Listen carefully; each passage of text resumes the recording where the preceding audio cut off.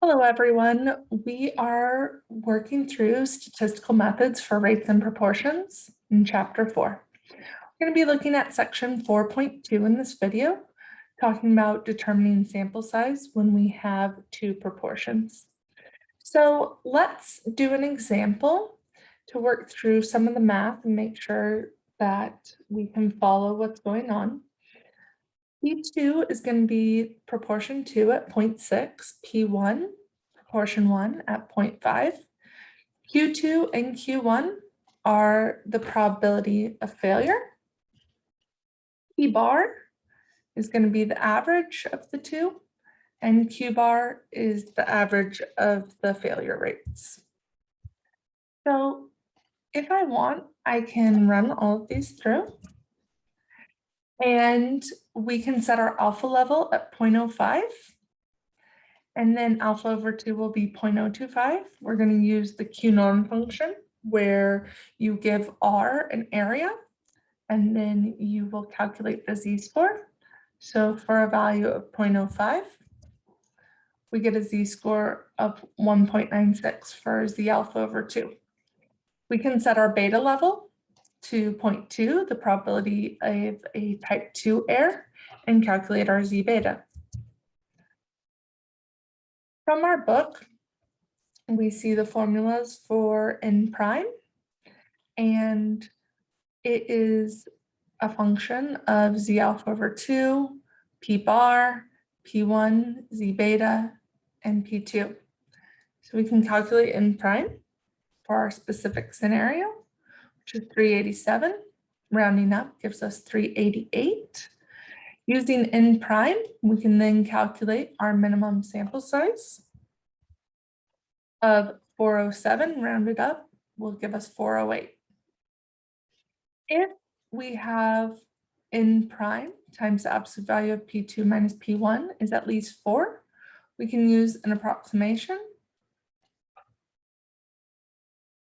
In our case, we get 38. So if we use this other formula to calculate the sample size, we find that we still get 407 and rounded up 408 patients that we're going to need. So whether you use the formula for n or n new, either way, you get very similar answers. Since we're using the computer to do this anyways, I'm not going to use the approximation. I'll just use n. You can get z beta by this formula. And this corresponds to 4.12 in our book. We get the same value that we got before, 0.844. And using the p-norm function, we can figure out what the power is for that value of z beta. We're going to do p-norm of z beta. And we get a power of 0.80. Now, if we want, we could build a function that would then give us a plot for n and the power.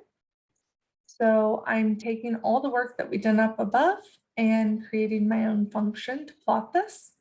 So the function is going to take P1, P2, alpha, and beta as its inputs, and it's going to output a plot at the end of the day. So I'm going to calculate Q2 and Q1, P bar, Q bar.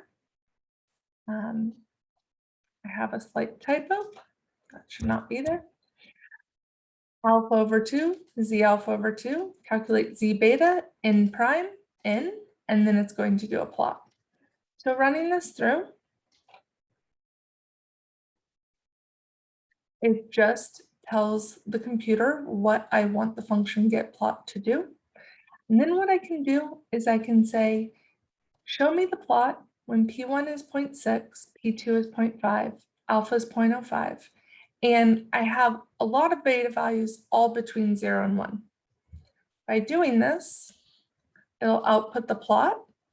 We have a horizontal line here at 0.80. So we can see it's going to be somewhere around 400 patients. That will give us a power above 0.8 when proportion 1 is 0.6 and proportion 2 is 0.5.